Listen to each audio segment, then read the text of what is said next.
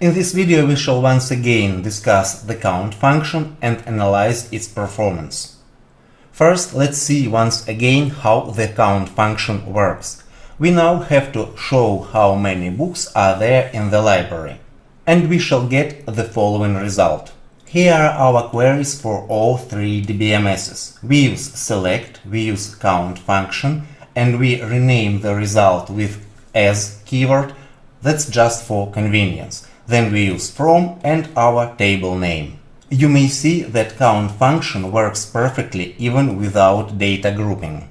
We've used this syntax, but there are a lot of other variants. And so, are those variants the same? Some of them are really the same and some are not and designed for specific purpose, like it mentioned here. So the big question here: do all these variants have the same performance? To explore this situation, we'll need another table, such a table.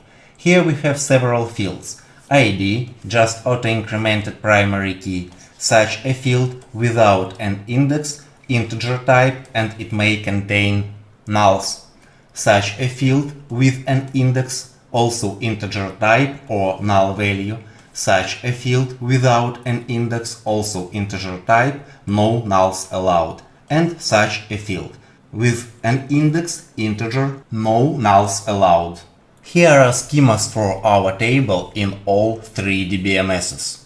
Now we have to do the following: add records from 0 to 10 millions with 10,000 step, and after each step we shall test our count function performance for each variant.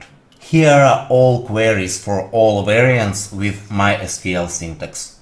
And here are all queries, all variants for Microsoft SQL syntax.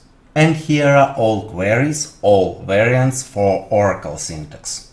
Now we may analyze the results. And for MySQL we see that most variants work okay, but one does not. Here it is. And we see that it was this variant.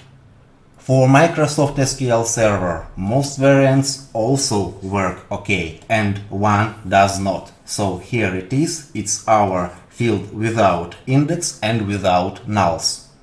And for Oracle, the situation is even more interesting. Here are most variants, their performance is almost at infinity level, that's extremely good.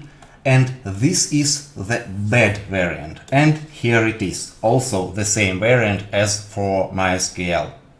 These are the final results. You may see the fastest variants here. For Oracle, pay attention, all those variants are the fastest. And you may see the slowest variants here. And please understand that sometimes we do not have a choice. For instance, if we have to use distinct approach, we'll have to use these variants. But sometimes we do have a choice. So we may use this variant, this variant, this variant, or even something else.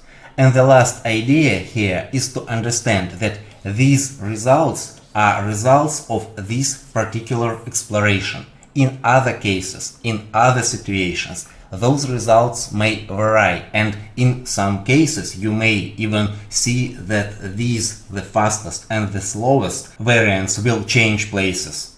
So just be attentive and always check, always analyze performance of your queries.